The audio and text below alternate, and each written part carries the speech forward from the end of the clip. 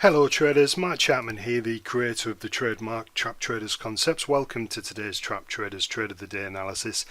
Today's date is Friday, the 8th of September 2017. So to a lot of people looking at this chart, let's just scroll back a little bit. This is a situation on a price chart at the hard right edge. So the hard right edge is where price is in the here and now. This is all people would have known at that moment in time, right? Now, what this price action does is it gets people, if you're not in it down in here and you miss it and you just see this big strong move, what this price action does is it catches your attention. You couldn't take advantage of it, but you're like, oh shit, I want to get involved buying the said currency, right? In this case, it's the Canadian yen. Reason for the move up was obviously the BOC unexpectedly raised interest rates. Now, if you did, like say, if you didn't get in that initial move, this is price action that will get you excited. It'll get you horny, right? Make you want to take a trade. When I'm talking about putting yourself in the shoes of other traders, I know that sounds like so wishy-washy, it's unbelievable, but trust me, it's not. You look at that price action, you go, bingo, that's a piece of price structure that would get someone excited. The reason it would get someone excited is because it used to get me excited, or maybe it still does get you excited, but what you don't do when you learn how to trade with me is that you don't let that drive your behavior. You don't allow that to make you take a trade. So what happens is, then when price pulls back, you've got to be aware that this structure has created some hysteria. It's got people very, very excited and wanting to take a trade. Now then, as price starts to sell off, what type of trader is looking to take a trade here? Right? And then it does start selling off. What type of trader is looking to go long? You guessed it. I won't write it out completely. RT, short for retracement trader. Right, a retracement trader is super excited to take this trade and get involved. Now here's the thing. So we haven't done anything yet. We're just witnessing their behavior. So if they go long, right, and let's say they go long in here, where do they place the stops? This is not rocket science, right? They place it here because they're not going to place it down in here. And why would they place it here and not down in here? Well, because you've done this. You've taken these trades and you've been faced with the same dilemma. What's the dilemma? Well, the dilemma is when price elongates like this and you get this massive, massive impulsive move, that creates a dilemma. Let's say this is 200 pips, which it more or less was, I think.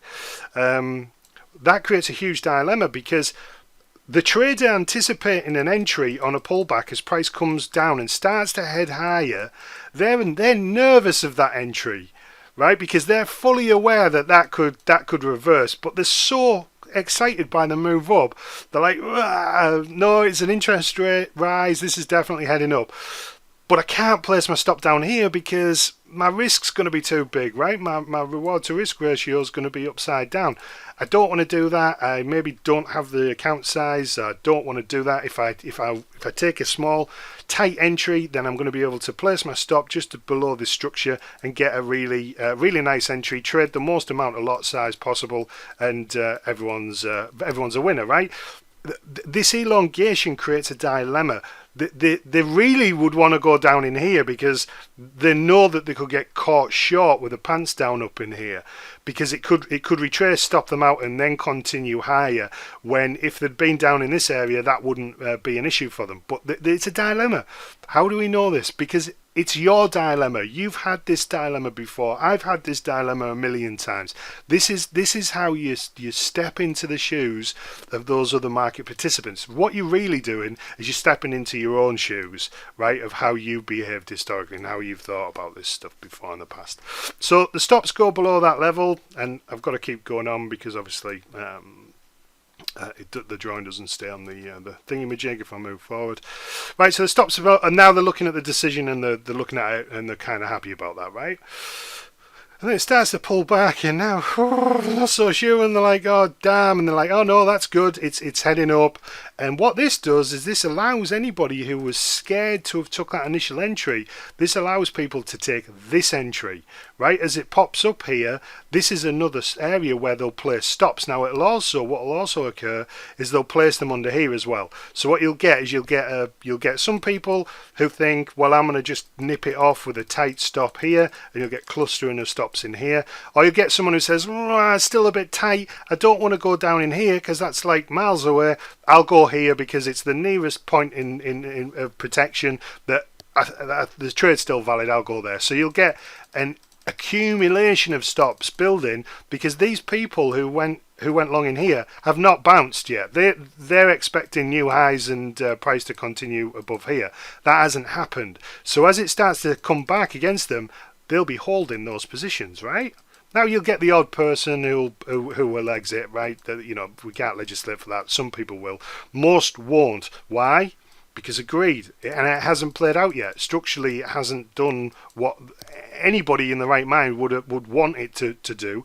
If you were taking a retracement trade, right, and you're going long, you're not exiting here. Your exit plan's somewhere up here.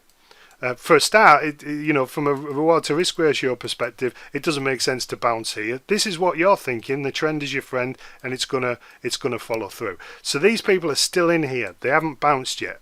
In here, more people are entering who were maybe slightly nervous of entering off that first situation. Because as I said, it is a nervy situation because they're presented with that dilemma.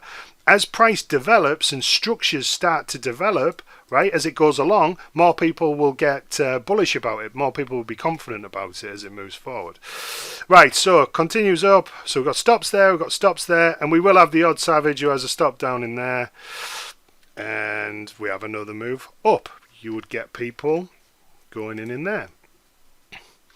Okay, so you're going to get some stops under here as well.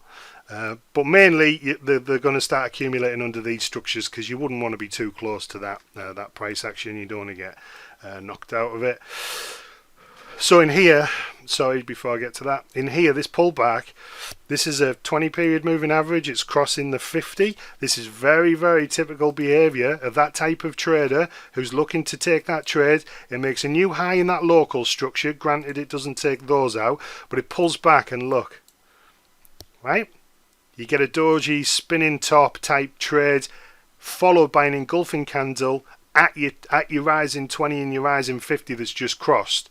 That's a long entry by anyone's standards. You get breakout traders going in, so you're going to get people put stops under here as well now. So stops under there, and stops under there. So we go forward. Boom, some stops have been done. Boom, some stops have been done.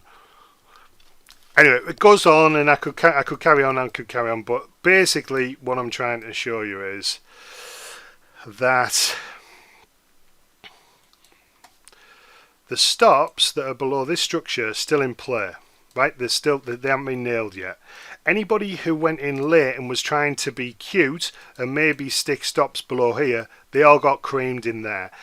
Traders who went in who were a little bit more confident of the move higher in here, they've just been done. They either got done here and they've just been done proper in there, right? So them stops have now gone. There's a load of stops still residing here. Now this is real, right? This is a central bank unexpected intervention. Currency land, a rise in interest rates is exactly what drives the vast majority of currencies higher, and so especially when it's unexpected. This move's right, but think of it from a bank's perspective, right? Imagine a bank has to do some business, investment bank, and it wants to go long too, right? It wants to be a buyer, it wants to go long. But everyone wants to go long because everybody's seen this massive move up. Everyone's read the news, so everyone knows that this is heading higher. The problem is for the bank is that it can't do business with everyone else. If everyone's long, then everyone's long and there isn't enough people to take the other side of their massive positions. If you just think about that. So what do they need? They need selling, right? They need a lot of selling to occur. Well, this move up created a lot of buying number one. Number two, it created a lot of potential buying that has occurred in these swing points. So where these people have been going long to try and get in this stuff for this to head higher, what's happened is they placed their stops in really obvious places, and those stops equal, remember the bank wants to get long too, sell orders. Lots of selling because there was lots of buying, there was lots of potential buying that turned into actual buying as price bounced off these levels, etc., and created the structures as it moved forward. So the bank wants to get long. Everybody's long, but it can't get long when everyone's long. So it needs to induce and seduce and manipulate price to stop some of these people out and to force those stops. Essentially what that is doing is that's forcing the selling. It's forced selling. So as those stop losses get triggered because you're a buyer, you take a buy order to exit your position, you must sell, right? Those stops get fired as price comes back against those traders, and the bank gets off its ability to do some seamless buying efficiently in those efficient zones in where price action dips into and triggers these stops and is manipulated in that way for that reason. So that selling triggers and the bank gets to do some buying, goes long. So apologies for that drawing because it's kind of horrible. So it's not wrong that you want to be long this stuff, but you've got to time it right. So what I would like to see is a market manipulation continue, do everyone's stops, and then look for a failure to head lower, and then get on the train to the upside, because that's gonna likely be the player. So we want these stops to get creamed. This is the Canadian yen. Make sure the stock market's heading higher as well. That's obviously good news for Canada. Check oil as well and make sure the stock market's going higher. Bad news for the yen. And what this drop is doing as well is it's inducing people, you guessed it, to sell, right? So look for this selling to continue and then look for a trap and then get on it to the upside. And that's basically, guys, a really detailed explanation of one of the ways that we look at the financial markets. There are many. I could talk about any chart in this manner and in many different manners, but if you like to learn how to be able to analyze charts in this way and understand where the banks are positioning themselves and where the herd, unfortunately, and the masses are placing themselves in danger to essentially allow those institutions to facilitate their trades efficiently, then you want to hit that link below and come and join me on the inside. Have a lovely weekend. Take care, and I'll see you next week.